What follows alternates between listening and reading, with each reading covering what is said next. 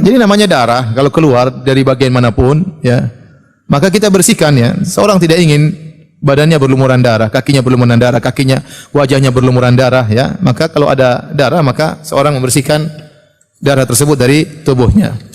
Dan ini tidak melazimkan bahwasanya darah itu najis. Saya ulangi, kenajisan darah khilaf di kalangan para ulama. Jumhur ulama berpendapat darah kalau banyak, ya, masuk dalam keumuman audama masfuhan atau darah yang mengalir. Meskipun dalam ayat ini Allah berbicara tentang hewan yang disembelih, darah hewan, apakah darah manusia masuk dalam keumuman ayat tersebut? Audama masfuhan, darah yang mengalir, maka jumhur ulama berpendapat bahwasanya darah yang mengalir hukumnya adalah najis. Darah keluar dari tangan, darah keluar dari wajah, dari kaki, dari mana saja. Hanya dimaafkan jika jumlahnya sedikit, maka dimaafkan. Najis yang sedikit dimaafkan, ma'fu anhu.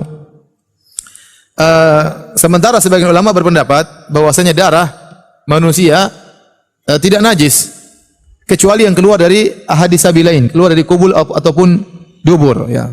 Contoh darah keluar dari dubur atau darah keluar dari kemaluan seperti darah yang keluar pada wanita, darah haid, darah nifas, maka itu yang najis. Adapun darah yang lain dari badan, dari kaki, dari tangan, maka tidak najis. Meskipun dia kotor namun tidak najis. Dan ini saya lebih condong pada pendapat ini. Oleh karena disebutkan bagaimana para sahabat mereka salat sementara baju mereka penuh dengan darah tatkala mereka berjihad, dan mereka tetap salat. Ya, meskipun tubuh mereka penuh dengan darah, mereka tetap salat. Sebagaimana juga sahabat Abbad bin Bishr, sebagaimana pernah kita sampaikan, tatkala dia salat kemudian dia dipanah oleh panahan, kemudian keluar darah dari tubuhnya, dia tetap melanjutkan salatnya. Sampai datang panah kedua, dia tetap melanjutkan salatnya. Sampai datang panah ketiga, dia tetap melanjutkan salatnya.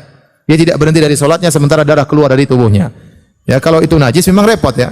Kalau mengatakan darah itu najis, repot. Tapi ini pendapat jumhur ulama, dan saya lebih condong bahwasanya darah, Allah alam bisawab, tidak najis kecuali yang keluar dari kubul dan dubur, ya.